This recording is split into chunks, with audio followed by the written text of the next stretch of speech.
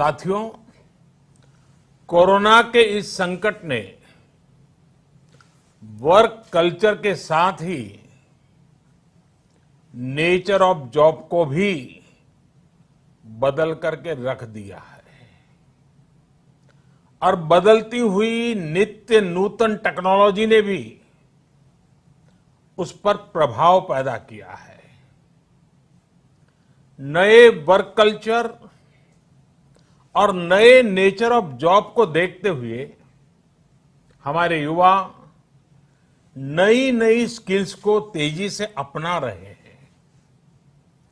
वैसे साथियों, कई लोग मुझसे पूछते हैं कि आज के दौर में बिजनेस और बाजार इतनी तेजी से बदलते हैं कि समझ ही नहीं आता रिलेवेंट कैसे रहा जाए। कोरोना के इस समय में तो ये सवाल और भी अहम हो गया है।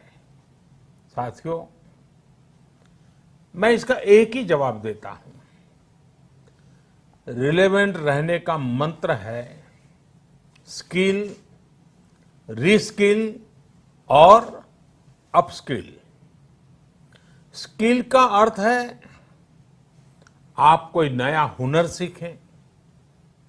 जैसे कि आपने लकड़ी के एक टुकड़े से कुर्सी बनाना सीखा तो आपका हुनर हुआ। आपने लकड़ी के उस टुकड़े की कीमत भी बढ़ा दी, वैल्यू एडिशन किया।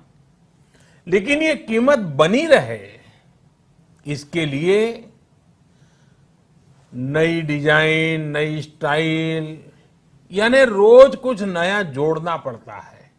उसके लिए नया सीखते रहना पड़ता है और कुछ नया सीखते रहने का मतलब ही है रीस्किल।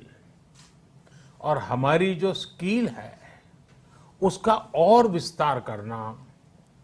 जैसे छोटे मोटे फर्नीचर बनाते बनाते आप और भी चीजें सीखते गए, पूरा का पूरा ऑफिस डिजाइन करने लग गए, तो वो हो गया अपस्किल।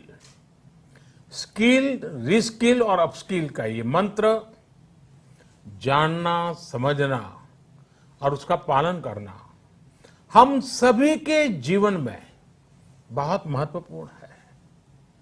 वैसे जब मैं स्किल की बात करता हूं तो मुझे अपने बहुत पुराने जानने वाले हमेशा याद आते हैं। मेरा सीधा परिचय तो नहीं था, लेकिन हमारे एक जानने वाले सज्जन बताते रहते थे। वो उनके किसी परिचित के विषय में बताते थे कि वो ज्यादा पढ़े लिखे तो नहीं थे, लेकिन उनकी हैंडराइटिंग बहुत अच्छी थी।